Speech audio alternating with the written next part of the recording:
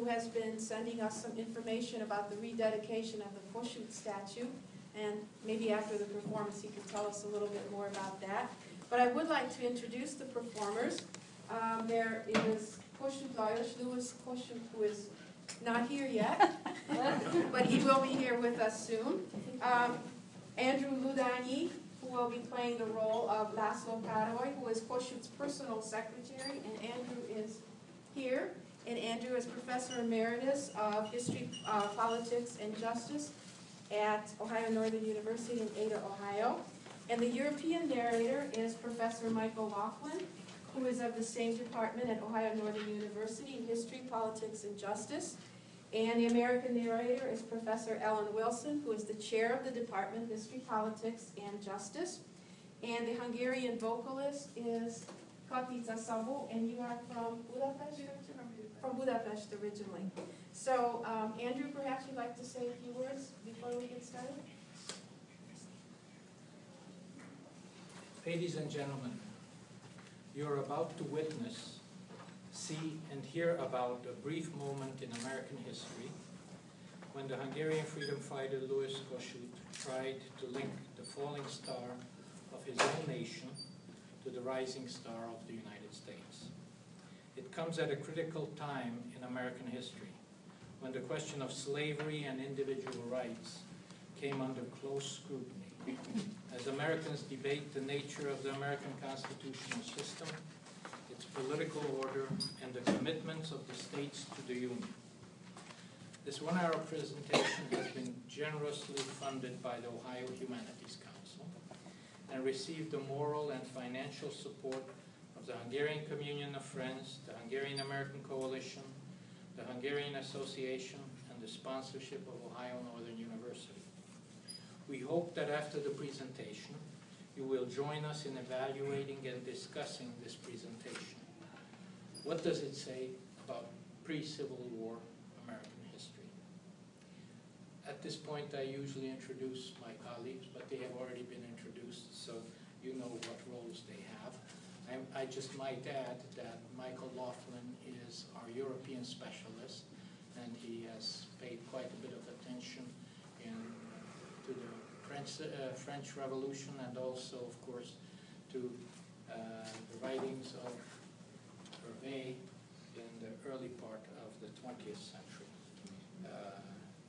Professor Wilson, on the other hand, is our specialist in Ohio and American history, primarily pre-Civil War American history. Katici has already been introduced for you, and Kossuth will be introduced by himself when he arrives.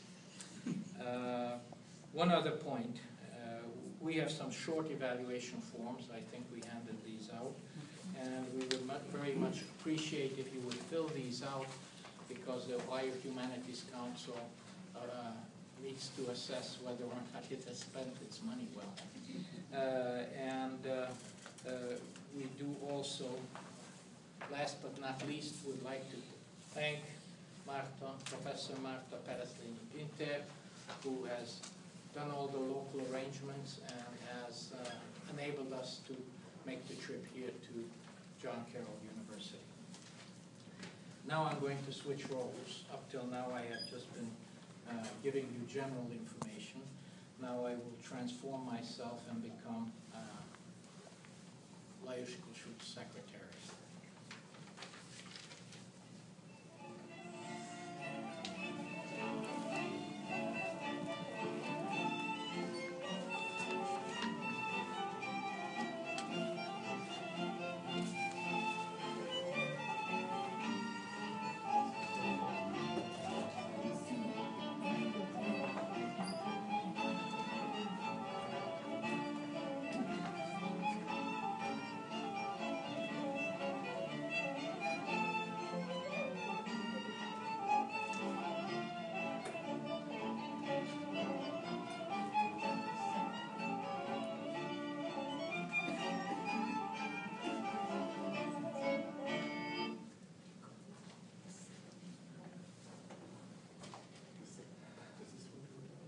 That's me.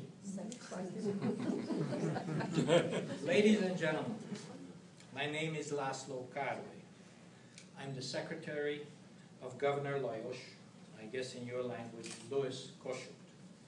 I was responsible for recording the happenings on that long journey to the United States of America from December 1851 to July 1852. This long speaking tour saw us crisscrossing New England, visiting many of the cities and settlements along the eastern seaboard, including Philadelphia and Baltimore, before we entered your great capital, named for the founder of your republic, the city of Washington. The United States has about 25 million inhabitants at this time.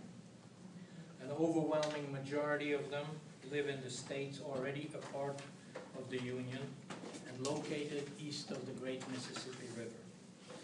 When Governor Kossuth realized that President Fillmore was unmovable in his resolve to continue the isolationist policy of George Washington, he felt he had no choice. Things turn dark. He felt he had no choice but to take his case directly to the American people. Governor Kossuth's message was that a world half free and half subjugated could not long survive. He believed that the United States was God's chosen democratic son, the one that could help democracy prevail in a world controlled by despots. His mission, his message to Americans, was that their destiny was to help Hungary achieve its independence. Governor Kossuth's charisma and speaking ability allowed him to reach out to the American people. Your poet, Walt Whitman, described Kossuth's first encounter with American audiences when over 200,000 New Yorkers came out to hear him. Whitman describes the audience's response as all that indescribable human roar and magnetism. Unlike any other sound in the universe, the glad, exulting thunder shouts of countless unloosed throats of men. This popular response had both short and long-term consequences on folk art, folk music, and as you will hear, folk songs, and general culture in both the United States and Hungary. Carrying his message to 25 million Americans was no easy task. Newspapers, the most important medium, combined with his powerful oratory and the personal connections he made in his travels, introduced Kossuth to the American people. We traveled on roads and rivers, by horse-drawn carriages, canal boats, on horseback, and on the first railroad links between Baltimore and Ohio. The distances and the slow transportation were a wearing and trying challenge. However, we made it as far west as St. Louis, Missouri. A riverboat trip down the Mississippi led us to New Orleans, including stops in such places as Jackson, Mississippi. Or return northward included visits to Montgomery, Alabama, Atlanta, Georgia, and Charleston, South Carolina. It was a great adventure. But how, where, and why did it all begin?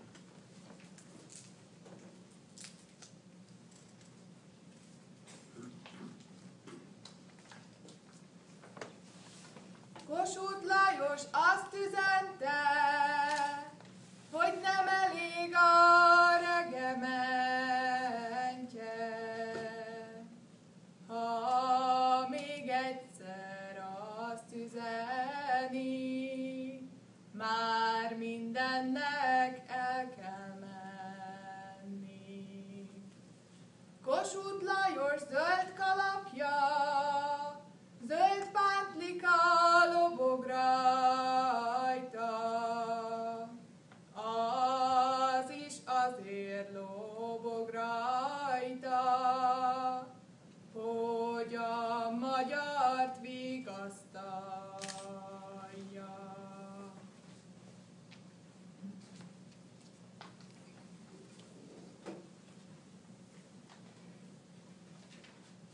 Revolution, excuse me, revolution at Kossuth. Just as the United States was expanding westward across North America, developing its new constitutional government, a Hungarian political revival was taking place. That Hungarian political revival was based on three things: the Enlightenment, an assertion of national identity, and a desire for self-determination. During the 1820s, 30s, and 40s, the Hungarian Diet at Pozsony, which was also called Pressburg, and today it's Bratislava in Slovakia, pushed for the increased use of the Hungarian language rather than Latin.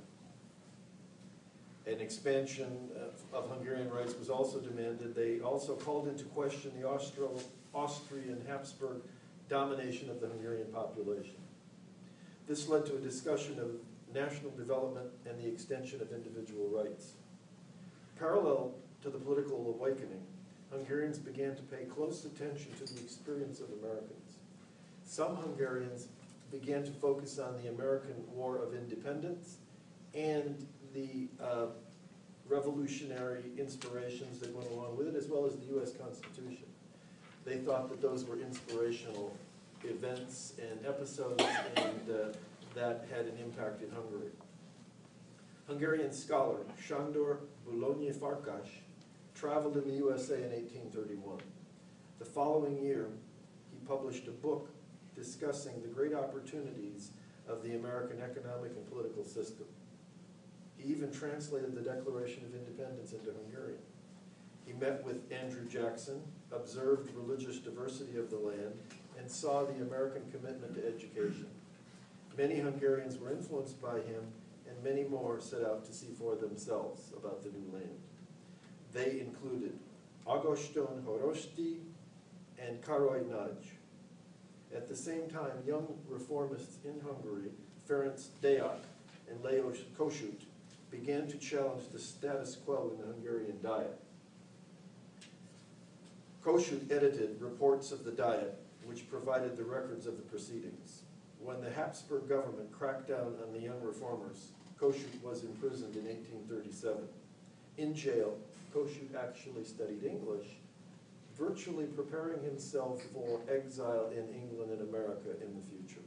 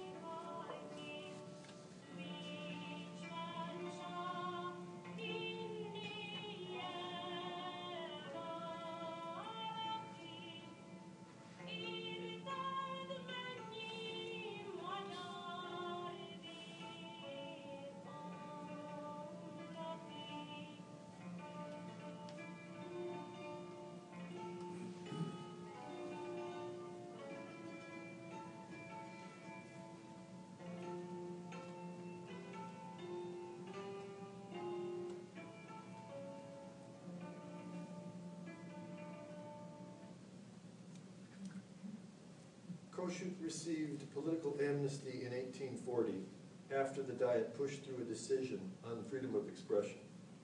A year later, he edited a new political journal, Pesti Hírlap, News from Pest. This publication spearheaded reforms and called for social justice. In 1847, Kossuth brought together an opposition party supported by other young reformers. In March 1848, a revolutionary tide swept through France, causing the downfall of the French leader Louis Philippe. When that revolutionary tsunami reached Habsburg lands, Kossuth, as a member of the Diet, urged the opposition to send its demands to the Habsburg court in Vienna. The demands included representative government, civil liberties in a defeudalized Hungary, freedom of the press, and full equality before the law. Soon public demonstrations toppled Metternich's government in Vienna. The disturbances then spread to Pest and throughout the country by March 15th.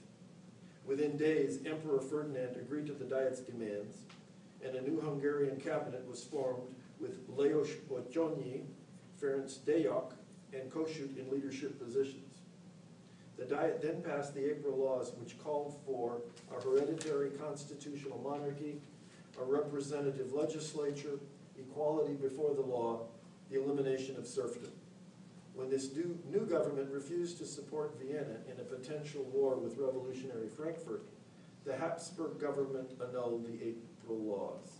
The emperor then sent the loyal Croatian army under Josip Jelačić against the Hungarians.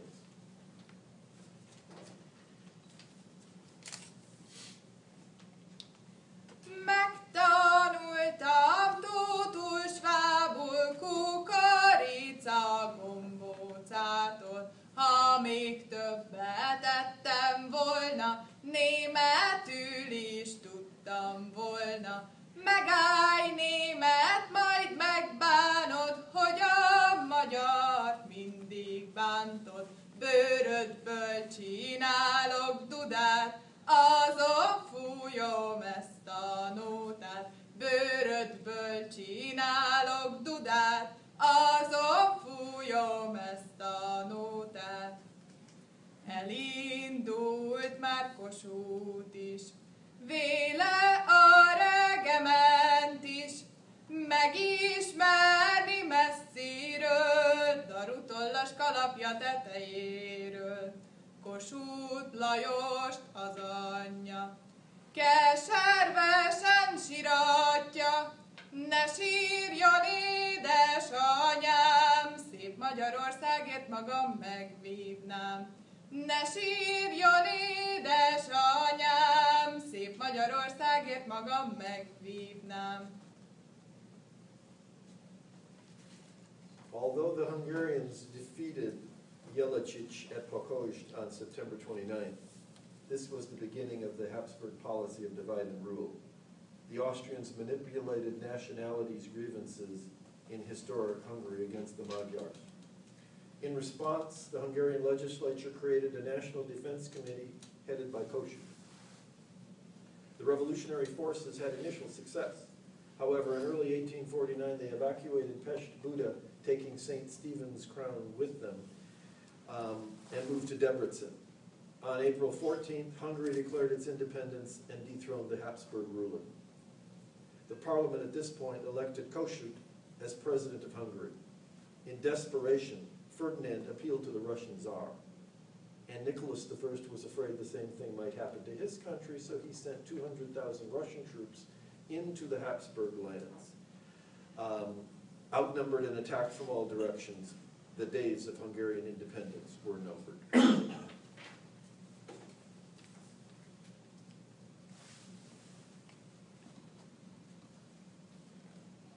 Esik eső karikára, Kossuth Lajos kalapjára, valahány csepp esik rája, annyi áldás szálljon rája, de valahány csepp esik rája, annyi áldás szálljon rája.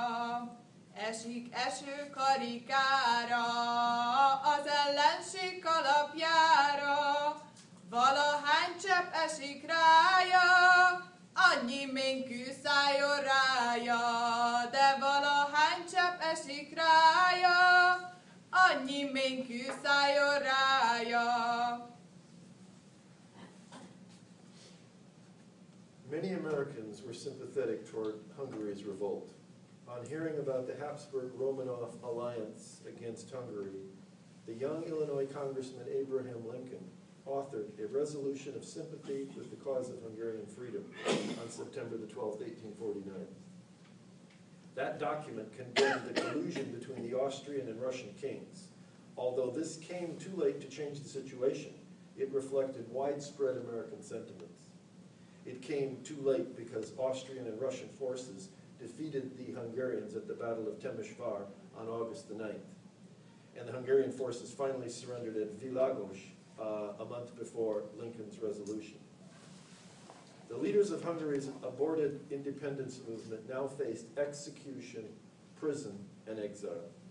Kossuth and many of his associates fled to the Ottoman Empire. While Russia and Austria demanded their extradition, the Ottomans placed them under house arrest. But the severe repression carried out by the military administration of Julius von Haynau in Hungary sparked negative reactions in the United States. Many questioned whether enough had been done by President Zachary Taylor. In 1850, Congress authorized Millard Fillmore to have the Secretary of State, Daniel Webster, instruct the American Embassy in Istanbul to negotiate Kossuth's departure from Turkey. At that point, the U.S. warship, Mississippi, took Kossuth, landed him in Gibraltar. From there, he would move on to England and eventually to the United States.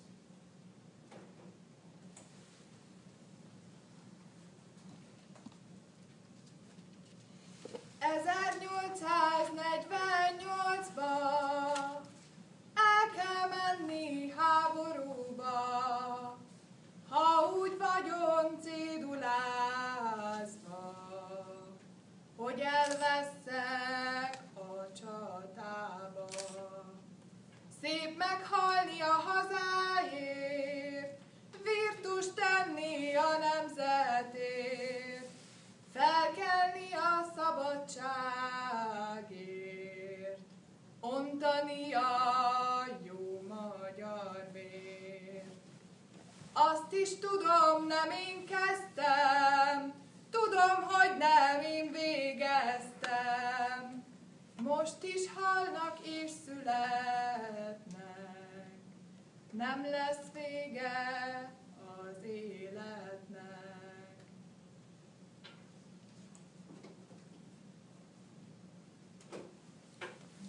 We do realize if we all had that voice, this would be much better.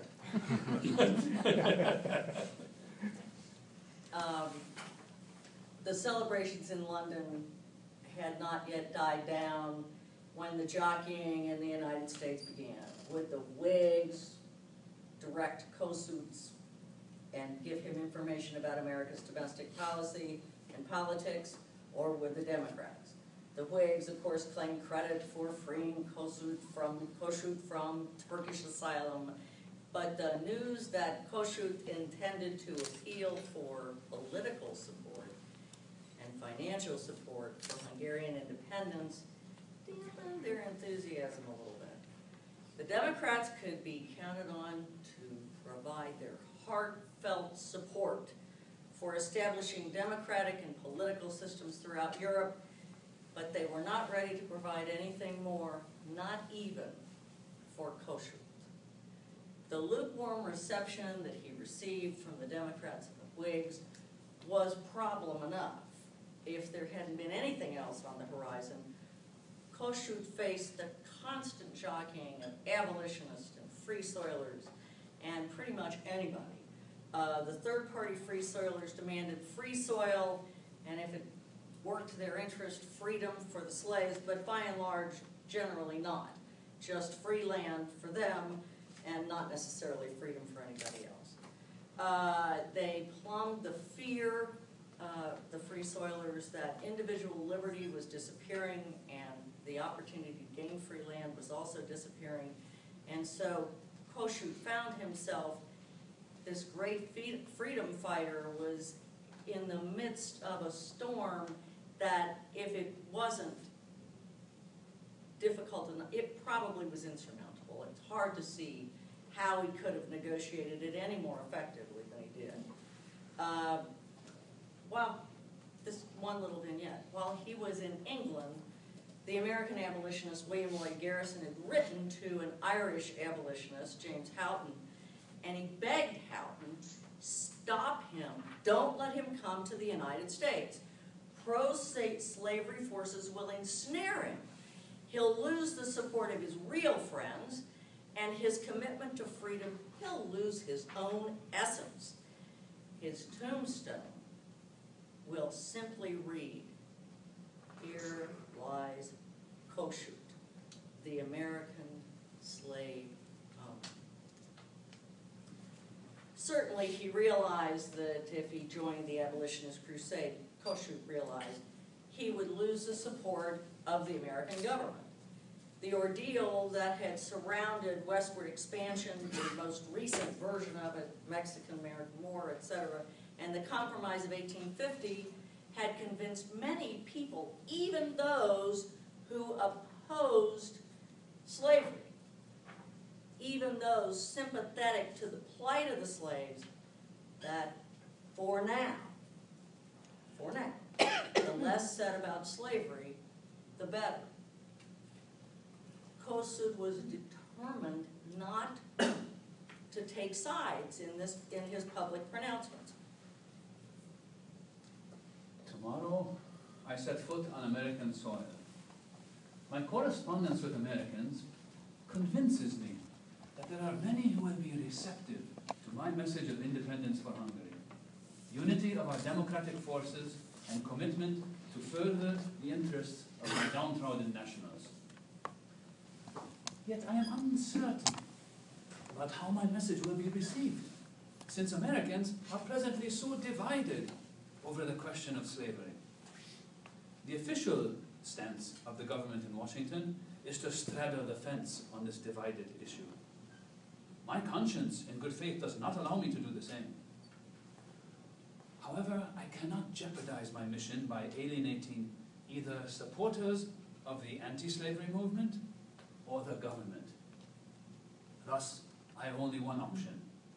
I must stay on message and avoid equating the national liberty of the Hungarians with the plight of slaves in the USA.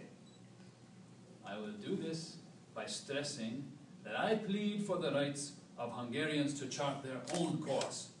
And this means that I have no right to tell Americans how to chart theirs.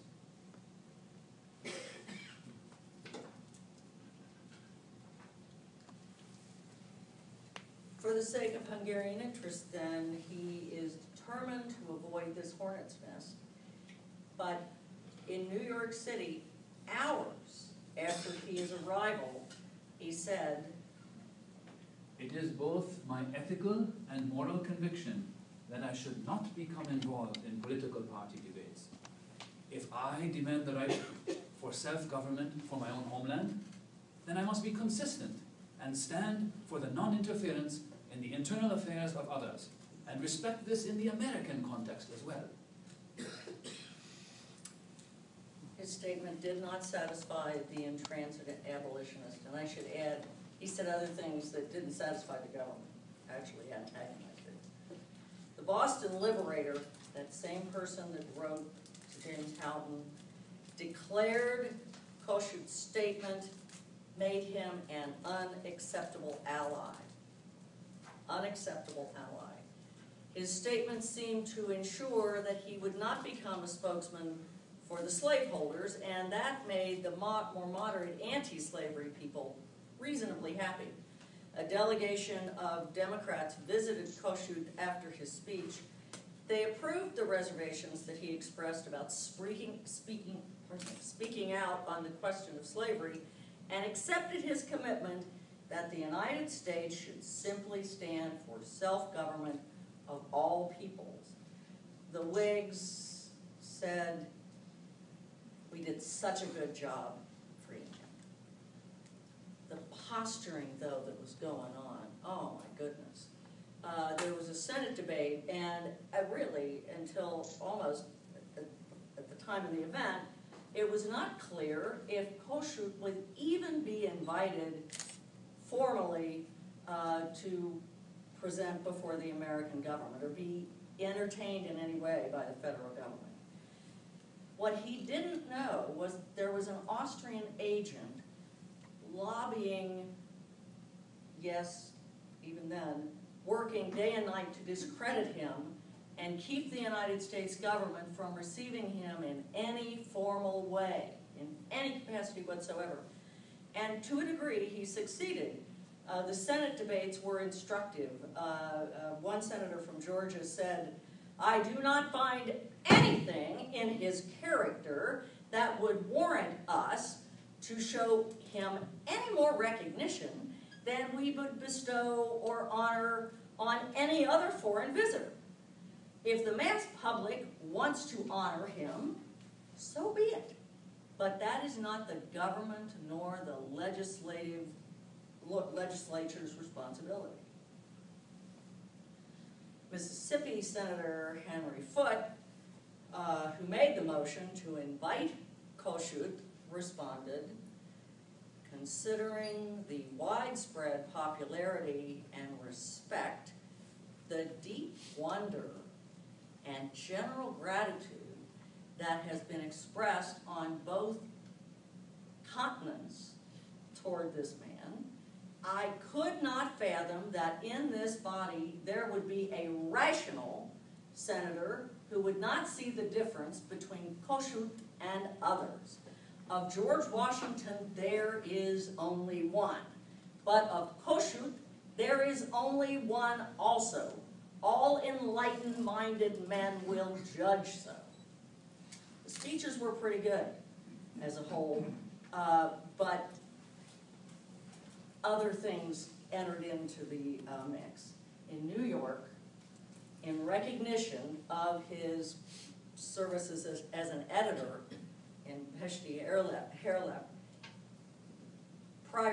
before the Revolution, the New York area newspapers organized a banquet, and the abolitionist newspapers dominated the banquet. And that got back, and people said, "See, we told you, it's the abolitionists that are running this show, and he's on their side." And then the National Era published a recount of this, and following the article glorifying his speech came one of the series of Mrs. Beecher Stowe's Uncle Tom's Cabin, which had continuously described and revealed the horrors of slavery. And so it didn't matter how many times he said, "It's just freedom for peoples. I'm not arguing about slavery." He became associated with the abolitionists, but yet disdained by the abolitionists. So by the time he gets to Washington, it's pretty much all over. But politicians are in awe of him. It's like, ooh, they want to go. They think his speaking ability is amazing, but they shy away because they are afraid that they're going to get covered by the press. They're going to get bad coverage too. And there is also the president. There's no way anybody could not believe that Kossuth was tainted with abolitionism. The press alone. Reality was immaterial at this point. And here is the President of the United States, personally opposed to slavery, but he had signed off on the compromises of 1850, including the Federal Fugitive Slave Act.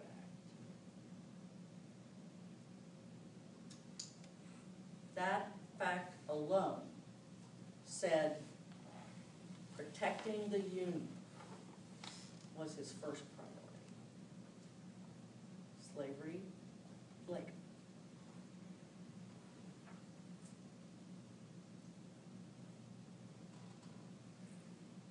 There was a description of the first meeting between the president and the governor. And a Democratic senator described it. Fillmore received him as a captain would meet a sailor cadets on deck a ship. He stood stiff. He tried to project decorum, but it lacked any refinement. His verbal response was so awkward, it was offensive. It would have been better communicated in a written text. Needless to say, say the governor was not satisfied with this meeting either. And then there was the state dinner. And President Fillmore invited the son of the famous French physicist, Jean-Jacques Ampère.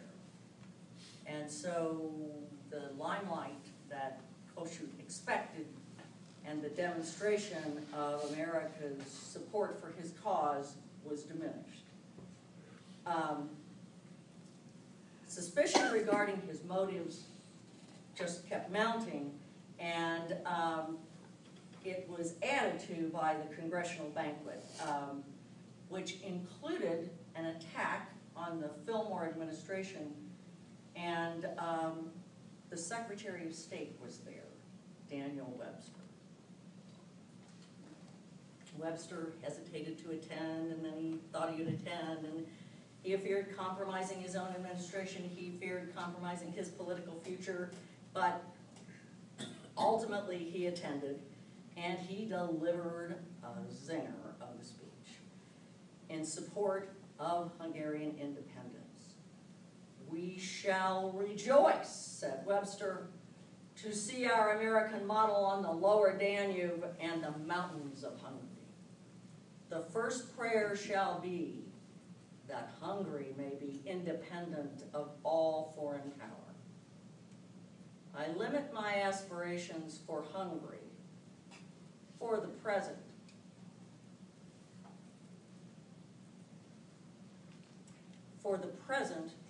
to that single, simple point: Hungarian independence, Hungarian self-government, and Hungarian control of Hungarian destinies." You can imagine the next day. Diplomatic protests, conservative reaction dogged the administration after the Secretary of State's speech. Webster said, "It's my personal view, doesn't represent the administration." The president said, "He's right, it's his personal view, it doesn't represent the administration." It was amazing the number of people, when called, having opportunities to meet with the governor publicly, became ill. You would have thought there was an epidemic in Washington. Yet those same individuals would go to his private residence and meet him when no one was looking, when they would not get themselves into trouble, they would not be covered by the press. When he was still in Boston, Kossuth recognized and acknowledged the horns of the dilemma that he faced. By one side, I am accused of being in the hands of the abolitionists. By the other side, I am the follower of the slave owners. After this, I am really uncertain as to what behavior I am supposed to follow in your free land. Fortunately, these conflicting claims and accusations give me the satisfaction of knowing that the direction I am following is correct and is my responsibility in the future. And this direction is the idea of an independent Hungary, whose resurrection I will continue to preach to all who are willing to listen. And preach he did, and maybe only as he could. One caveat, as long as he was on, and as long as he was positive, he could go way down, too. He had a sincerity that entranced his audiences. Men, women, children, it didn't matter. Random visitors would donate their rings, their money, their jewelry to support the oppressed Hungarian people. School children promised to donate their savings for the liberation of Hungary.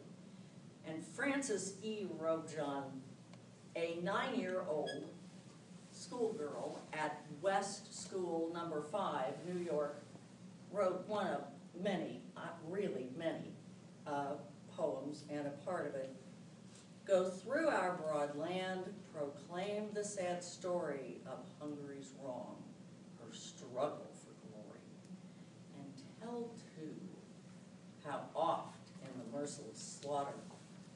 The Austrians spared not wife, mother, or daughter. On and on came the manifestations of enthusiasm that he generated.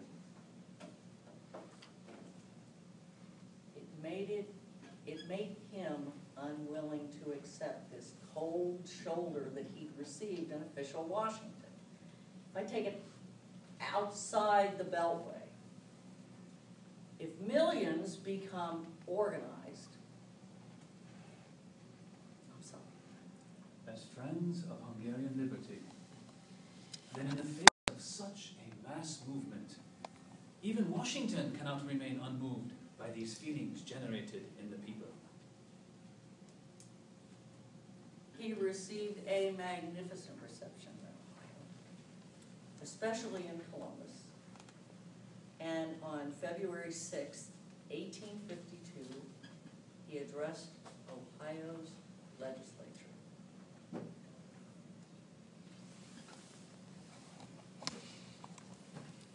Mr. President, the General Assembly of Ohio, having bestowed upon me the high honor of this welcome, it is with profound veneration that I express my fervent gratitude for it. Senators and representatives of Ohio, thank you for this opportunity to speak to the representatives of the people of Ohio. In honoring me, you have approved what my nation has done. You have honored my nation by it. The approbation of my nation and myself reflects the sympathy of your generous people. And it is no idle thing, that sympathy of the people of Ohio. It weighs heavily, like the sovereign will of 2 millions of free men, powerful like a giant in his strongest youth. You have added to it the sanction of your authority. Also, we share 2 remarkable coincidences. The state of Ohio and myself, we have the same age. The very year when your Constitution was framed, I was born. Something of supreme importance lay hidden for me in that name, Ohio. And the second coincidence is that the news of the present day will just reach Washington City when the senators of the U.S. sit down in judgment about the question of international law and pronounce about your country's foreign policy. There is a triumph of the Republican principle in this. Your faith, it is as if ye had said, "Ye despots, who call yourselves sovereigns and proclaim your arbitrary whim to be the law of humanity. We, in our legitimate authority, not derived from violence like yours, but from the only legitimate source of all authority, the sovereign people's will. We declare before God and the world that nowhere is justice and right where you presume it to be. We approve what ye blame.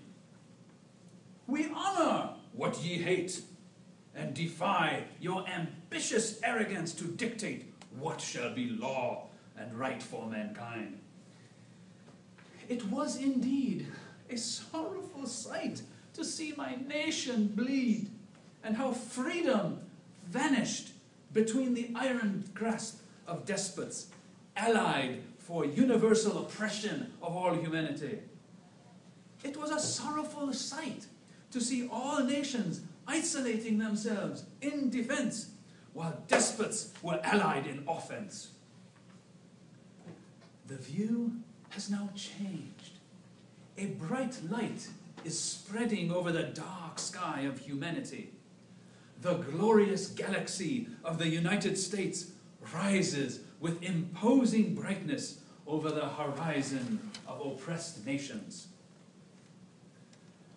The time draws near when, with your sister states, you will help liberate Europe's nations. And together these nations will unite in a mighty choir of Alleluia thanking God for spreading freedom on earth. Washington prophesied that within 20 years, the Republic of the US will be strong enough to defy any power on earth in a just cause. The state of Ohio was yet unborn when the wisest and the purest of patriots made that prophecy. And God the Almighty made the prophecy come true. There is a destiny in this, and you are conscious of this destiny. The star-spangled banner of America will rise above a new Sinai, the mountain of law for all nations. The people of the United States are made powerful by their freedom. Their commitment to the common rights of humanity provides a new Moses upon the new Sinai and shouts with the thundering voice of 25 millions, "Hear ye, despots of the world! Henceforward this shall be the new law in the name of the Lord your God and our God. Ye shall not kill nations, ye shall not steal their freedom, and ye shall not covet what your neighbors have." Applying the instruction which history affords, we cannot fail to remark that almost every century has one predominant idea, which all-absorbingly prevails and imposes a common direction on the activity of nations. This predominant idea is the spirit of the age, invisible, yet omnipresent, impregnable, yet all-pervading, scorned, abused, oppressed, and yet omnipotent. The spirit of our age is democracy, all for the people, and all by the people. Nothing about the people without the people. That is democracy. And that is the ruling tendency of the spirit of our age. To this spirit is opposed the principle of despotism. One of these principles, democracy or despotism, will and must prevail. So far as one civilization prevails, the destiny of mankind is linked to a common science of all principles. And within the boundaries of a common civilization, community of destiny exists. Two opposite principles cannot rule within the same boundaries. Democracy or despotism. There is no transaction between heaven and hell. In the conflict of these two hostile principles, until now, it was not the right, not justice, but only success which met approbation and applause. My nation will rise, called to resurrection by the eternal principles of the law of nature and of nature's God, which you proclaim, and it will become the cornerstone of national independence on the European continent. Ohio has given its vote to the resolutions I had the honor to hear, and Ohio is one of the brightest stars in the Union. So, it will be a day of consolation and joy in Hungary. My bleeding nation needs these resolutions, which you have just endorsed, and which I will send to them. They will spread like lightning over the gloomy land, and my nation, unbroken in courage, steady in resolution, firm in confidence, will draw still more courage, more resolution, more confidence from them, because it is well aware that the legislature of Ohio would never pledge a word of which it were not sure, and that the people of Ohio will be in case of need as good as their word. So, I do believe that my nation forever, and I for all of my life, will cherish the memory of this benefit with everlasting gratitude. Thank you, Ohio.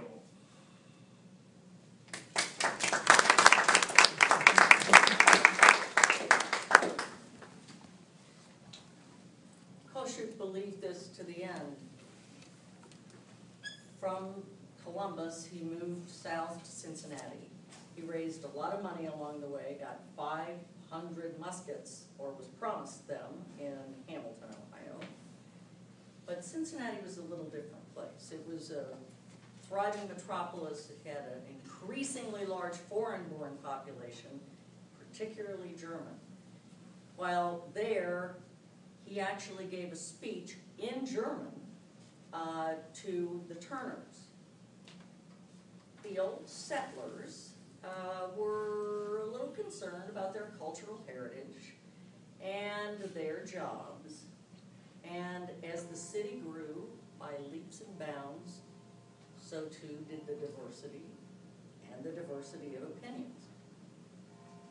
Cincinnatians could read an abolitionist newspaper, and they could cheer, or they could cheer anti-abolitionists when they dismantled it and pitched it into the Ohio River. They could join immigrants in their beer gardens, or they could feel threatened by it. They could feel threatened by their language, and they could feel threatened by the Catholics amongst them. Most Ohioans opposed slavery, but they did not want former slaves taking their jobs any more than they wanted immigrants to replace them in the workplace.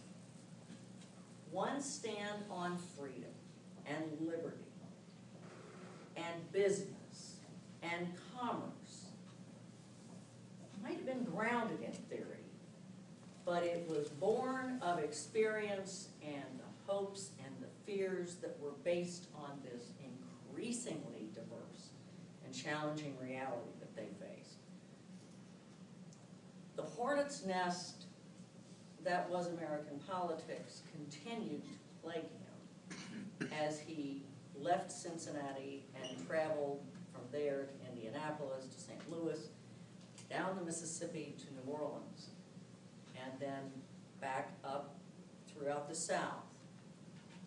Ultimately, he could not reconcile party politics. He could not surmount the challenges that were faced by the young nation.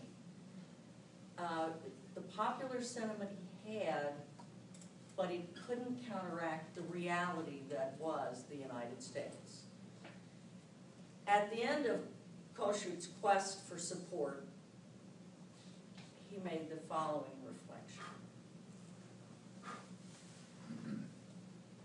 I am overwhelmed by mixed feelings at the end of this grand tour of the United States. My high hopes have definitely not been realized, but perhaps I was expecting too much. For me personally, it has been an exceptionally rewarding experience. I have met so many wonderful people and have been welcomed in so many interesting towns and settlements. I've also seen so much of this vast and beautiful country, from the snug villages of New England to the great cities of the East Coast and to the heartland cities of Ohio. I've been able to see much of what Berlini Falkosh and Alexis de Tocqueville have reported on. Looking into the future, I can definitely see the great potential of this country. If it can come to grips with the cancer of slavery and find a cure, its future greatness is guaranteed. There may be a time when the great despotisms of Europe and Asia will learn to fear its commitments to spread the blessings of liberty to all corners of the world. For my own people, this quest comes too late. Everything is not yet lost. Stirrings in Italy with my soul brothers, Garibaldi and Mazzini, hold some promise. The important thing to remember is to strive and struggle, and never give up, even in the face of seemingly hopeless odds. Farewell, America. God be with you and with us.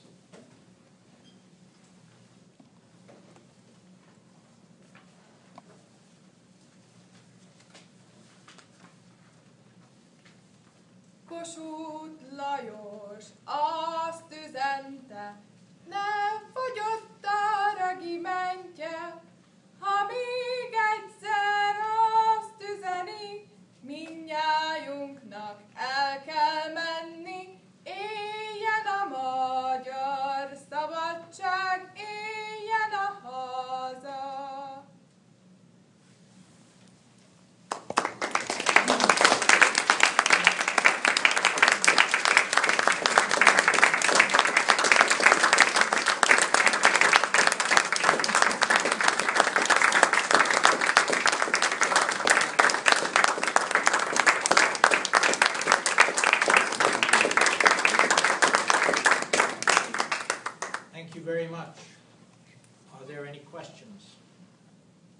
observations that you can share with us, which can help us. We have one more performance to go. How did he finance his trip over here initially? Who was funding? Kossuth? I mean, his own finances from business or from, yes, Kossuth. Oh, well, wherever he went, he did collect funds. So that's what, initially, of course, the U.S. government financed his trip to Gibraltar, and then from Gibraltar to London, and from London he went on American ships. And that was still part of the promise, I guess. For that he did not have to pay, as far as I know. For the rest of his trip he did pay constantly. Whatever he collected, this was one of his tragedies, whatever he collected on the way, he also spent on riverboats. And one of the criticisms. Riverboats, on the railway trips, and he had an entourage who also ate quite a bit, and that had to be covered by whatever he collected was more or less spent by the time he finished his trip and went back to the European continent. But Americans were generous in the contributions. But the long trips were also very expensive and time-consuming. Consequently, they involved spending a lot of money. I have a question. When you mentioned that he was asking for help, the donation came from individuals or organizations or state level or federal level? Do we have any knowledge of that? Financial support came from individuals. The enthusiasm that he generated at these meetings where he addressed people. But officially, he didn't get encouragement. He got quite a bit He in got terms of promises. He got promises from, Professor Wilson pointed out that in the Ohio settlement of legislature. Hamilton, they promised him 500 muskets. And in the Ohio State Legislature, on the same day when he gave this presentation, 2 resolutions were passed. And one resolution had in it something to the effect that Ohio, I guess it would be called the National Guard today, I'm not, would on loan provide Kossuth with weapons to fight the next phase in the War of Independence. But these were promises that could not be delivered on. So they were symbolic in nature rather than real. Well, and some of you will appreciate this, that there was a purchase of some saddles. Now, in the scheme of things, transporting a saddle back might not be the most cost-effective approach. So there was plenty to criticize, but usually it was just conjured up because you didn't like the politics behind it. So it opened him up. Sorry, it opened him up to criticism. Were there any other foreign freedom fighters that went on such a long trip in the U.S.? Because this sounds like Not that I know of. Of course, Lafayette was here, and he was received by the American Congress. And in this But it was sense, our freedom fighter. yeah, well, you yes. know, a foreign freedom fighter that went on such a big trip to try and get attention for the freedom fight, or was this really unique that Kossuth did this? This, I think, in terms of prominence, was unique. I know that after the 1956 revolution, Hungarian freedom fighters did tours. I know one particular individual, Serény István, who ran across the United States demonstrating, so these type of demonstrations of requesting support were present, but nowhere the head of a state that is the governor of the collapsed state took this much time and this much effort to try to convince the American public to support Hungarian freedom. Were these folk songs that told the story or like kept the history going? Yes, they are mostly about the revolution, as you could read the lyrics, and yeah, they were from many parts of Hungary and also from Transylvania, Slovakia. So these were collected. And they're still in the Hungarian consciousness. Yes, sure. All over. Interesting. The average Hungarian or Hungarian American who speaks the language will be familiar with it. In fact, on March 15th here in Cleveland, I'm quite sure some of these songs are being sung when you have celebrations. So some of them are popular today, even for exiled. What did Kossuth do when he returned to Europe? Well, he tried. We tried to hint at that when we, in his soliloquy, his last soliloquy, Kossuth refers to Garibaldi and Mazzini.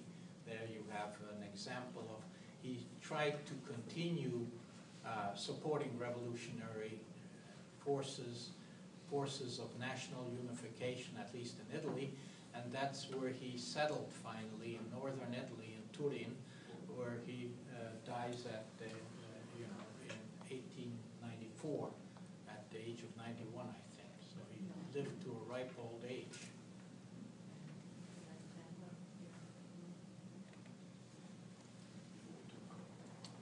What was Kossuth's view of the nationality question within Hungary, like the other nationality groups? Well, during the heat of the revolution, the first confrontation was, of course, with Jelačić and the Croatian army that was loyal to the Habsburgs. And the Habsburgs were very effective in playing off, as Professor Laughlin pointed out in his presentation, playing off other nationalities against the Magyars. And in the process of doing that, Kossuth took a very hard stand initially. As the revolution or as the conflict developed and it was apparent that it was going to be lost unless some compromise was made, efforts were made to negotiate with the Romanians, for example, to try to set up a common front against both the Russian and Habsburg despotism, but this came too late. I asked a similar question of Andrew Ludányi weeks ago in a more current version of the question about Hungarian identity, and Andrew pointed out that purebred Hungarians are fairly rare, that there's intermixing of Italians, Slovaks, Poles, German in Hungary to this day, so that our notion of sort of one country, one language group, one ethnic group doesn't quite work very well in Hungary, which I wasn't aware that there was that much mixing.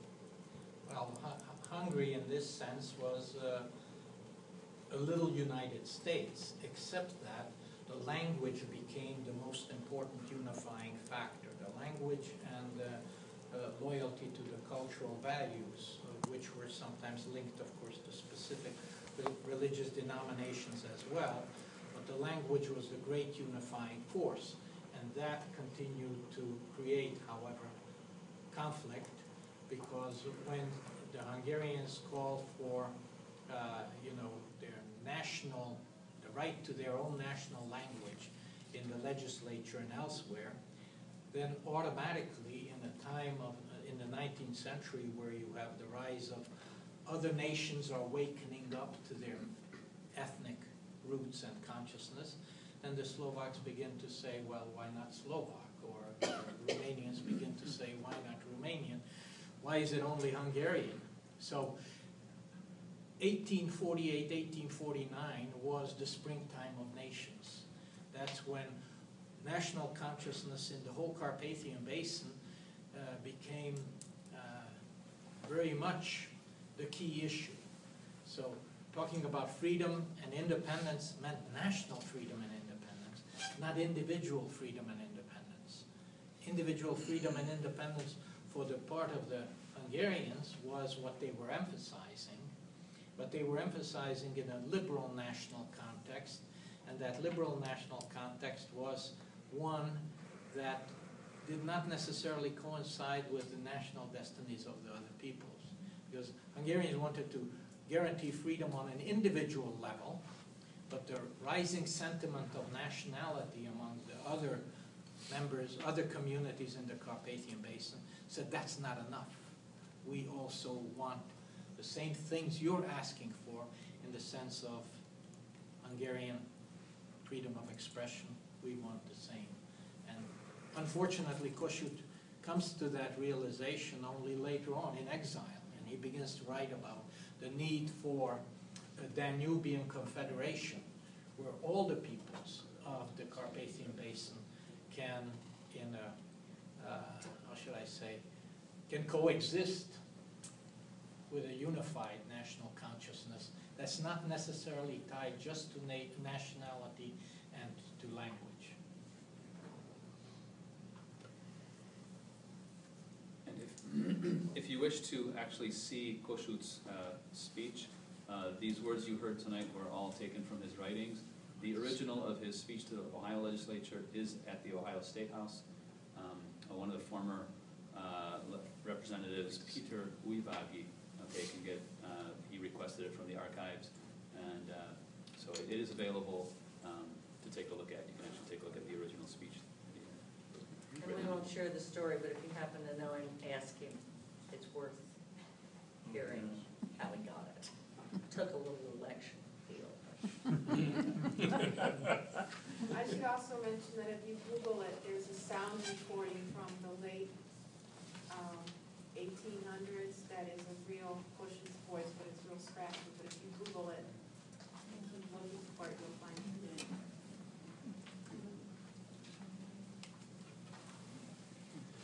Thank you very much for coming.